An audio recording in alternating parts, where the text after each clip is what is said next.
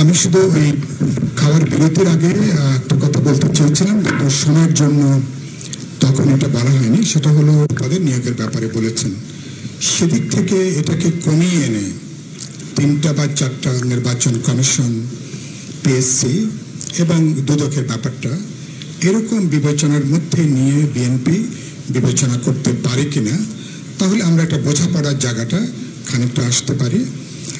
এটা বিএনপি নেতা জনাব সালাউদ্দিন আহমেদ আছেন, তিনি নিশ্চয়ই বিবেচনা করবেন দলে যদি আরেকবার যদি কথা বলার সুযোগ থাকে, কারণ এটা আমাদের একটা খুব গুরুত্বপূর্ণ দাবি এবং এটা আমরা বলে আসছি অনেক আগে থেকেই। এটা নিয়ে ইতিমধ্যে অনেক আলোচনা হয়েছে, এটা নিয়ে আমরা আর কথা না বলি, এটা শুধুমাত্র একটা অনুরোধ করব তাদেরকে। আর উচ্চকক্ষের ব্যাপারে যেটা আলোচনা, সাধারণভাবে আমি যে আলোচনাটা বুঝতে পেরেছি, আমাদের যারা এখন এটার প্রয়োজন মনে করছেন না, তারাও নীতিগতভাবে উচ্চকক্ষ করা যাবে না, উচ্চকক্ষ করা ঠিক হবে না, এরকম কোনো অবস্থান তাদেরও নয়। বরঞ্চ মনে করছেন ঠিক আছে, এখন এটা আমরা পরবর্তী পার্লামেন্টে যে আলোচনা হতে পারে, পরবর্তী পার্লামেন্ট বিবেচনা করবে।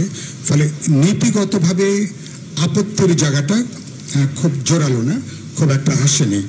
এই পয়েন্টটা একটু নোট করা দরকার। 2 হলো যে এখানে তো বসছি আলাপ আলোচনা করে বোঝাপড়ার জায়গাটা তৈরি করবার জন্য। শুধু দলের আনুষ্ঠানিক অবস্থানটা ব্যক্ত করতে হলে তো আর এই পরিসরে আলোচনার কোনো দরকার ছিল না। আপনার একটা যুক্তি আমার কাছে যদি গ্রহণযোগ্য হয়, একটা শব্দ বাক্য পরিবর্তন যদি মনে হয় আমার শব্দ বাক্যের চেয়ে আপনার বাক্যটা অনেক বেশি উপযুক্ত, নিশ্চয়ই সেটা গ্রহণ করবার মানসিকতা নিয়েই তো আমরা এখানে বসছি। না হলে তো আমরা ঐক্যমতের জায়গাটা আমরা কিন্তু অর্জন করতে পারবো না। সেদিক থেকে উচ্চ কক্ষের ব্যাপারটা সাধারণ একটা ঐক্যমত, কিছু ব্যতিক্রম বাদে এটা মোটামুটি তৈরি হয়ে আছে। এমনকি আমাদের যেটা আমরা উল্লেখ করছিলাম, গণতন্ত্র মঞ্চের 31 দফা, বিএনপির 31 দফা, এর বাইরেও যে রাজনৈতিক দলগুলো রাজপথে সক্রিয় ছিলেন নানাভাবে, প্রত্যেকেরই অধিকাংশেরই বিপুল অধিকাংশের উচ্চকক্ষের ব্যাপারে সম্মতি আছে, মতামত আছে, দাবি আছে। সাধারণ মানুষের মধ্যেও এক ধরনের আমার মনে হয় যে ব্যাপারে একটা চৈতন্য বা এক ধরনের ঐক্যমতের জায়গাটাও আছে। তাহলে এটা একটা নীতিগত জায়গাটা হয়তো আমরা একমত হতে পারি। এক প্রশ্নটা এসছে প্রতিনিধিত্বটা কিভাবে হবে, যে জায়গাটা সবার মধ্যে আলোচনা এসছে, যদি নিম্নকক্ষের সিটের অনুপাতে যদি হয়, তাহলে এই উচ্চকক্ষের আদৌ কোনো প্রয়োজন আছে কিনা, তার কোনো কার্যকারিতা আছে কিনা। এটা তো রাষ্ট্রের আরো বরঞ্চ একটা বর্ধিত ব্যয়, যেখানে আমি রাষ্ট্রের খরচ বরঞ্চ কমাতে চাই, সাদা হাতির খরচ কমিয়ে যত বেশি জনবান্ধব করা যায়, বাজেটটা অন্যদিকে দেওয়া যায় কিনা। যখন আরেকটা বডি করব, নিশ্চয়ই তার কিছু উদ্দেশ্য আছে, তার কিছু কাজ আছে, তার কিছু চেকস অ্যান্ড ব্যালেন্সের তার কিছু দায়িত্ব আছে, এবং নিম্নকক্ষকে তার যে কোনোভাবে স্বেচ্ছাচারিতা রোধ করবার ক্ষেত্রে আইনি একটা বিধিবিধান, আইনি একটা ক্ষেত্র, অধিকারের জায়গাটা এটা আছে। এই জায়গাটা নিশ্চিত করবার ক্ষেত্রে আপাতত যে আলোচনা, তাতে আমরা ভোটের সংখ্যানুপাতিক হারে নির্ধারণ করার বাইরে গত কদিন ধরে যে আলোচনা হয়েছে, আমাদের কাছে এর চেয়ে তুলনামূলকভাবে গ্রহণযোগ্য অন্য কোনো কিন্তু প্রস্তাবনা এই মুহূর্তে কিন্তু হাউজের কাছে নেই। তো সেই জায়গাটা আমি বলবো যে যারা এটা একটু আলোচনার মধ্যে, মানে এটাকে একটু বিবেচনার মধ্যে রাখা, এবং এটা করা ছাড়া উচ্চ কক্ষকে আনুষ্ঠানিকতার মধ্য দিয়ে করা, সেটার কোনোটা অর্থ বহন করবে না। এর সঙ্গে গুরুত্বপূর্ণ যেটা আলোচনাটা ইতিমধ্যে এসছে, উচ্চকক্ষ কি কি দায়িত্বগুলো পালন করবেন, ইতিমধ্যে আপনার কিছু উল্লেখ করেছেন। সংবিধান সংশোধন, জাতীয় নিরাপত্তা সংক্রান্ত চুক্তি, যুদ্ধ ঘোষণা সংক্রান্ত চুক্তি, এগুলো হচ্ছে বিশেষ বিশেষ ঘটনা। একটা সংশোধন একটু ইন্টারজেক্ট করি, এটা মান্না ভাইও বোধহয় উল্লেখ করেছেন। এই সংবিধান সংশোধন, জাতীয় নিরাপত্তা সংক্রান্ত চুক্তি এবং যুদ্ধ ঘোষণা, এটা আসলে নাগরিক সমাজের প্রস্তাব, এটা নাগরিক সমাজের পক্ষ থেকে এসছে, আমরা বিবেচনা করে আপনাদের বিবেচনার জন্য রেখেছি।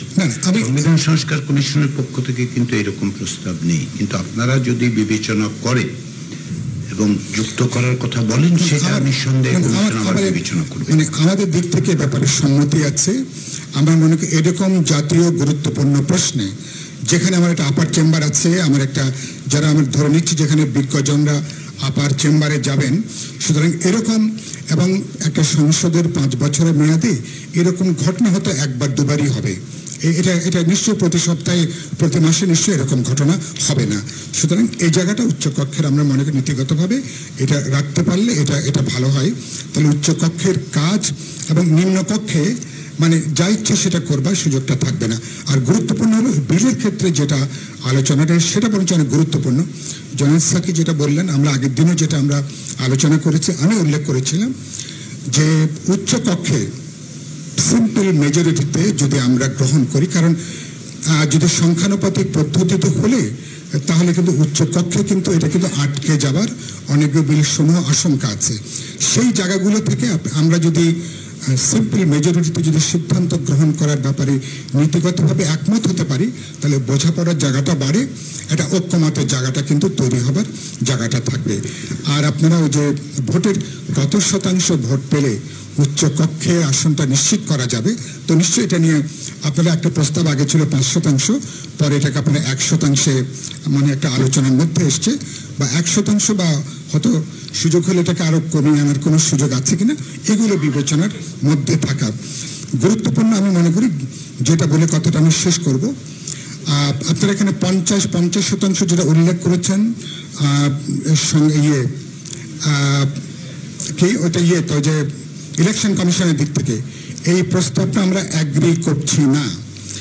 এটা আমি আগের দিনও বলেছি, এটা আমরা অ্যাগ্রি এই জায়গা থেকে এটা রাজনৈতিক দলগুলোর এখতিয়ারের মধ্যে এটাকে রাখা দরকার।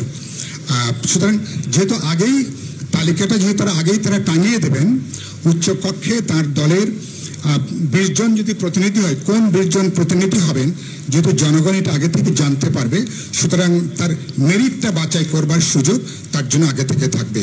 আর আপনি পরবর্তীকালে যে 50% বলেছেন, ইতিমধ্যে এটা আলোচনার মধ্যে নেতৃবৃন্দ পরিষ্কার করেছেন।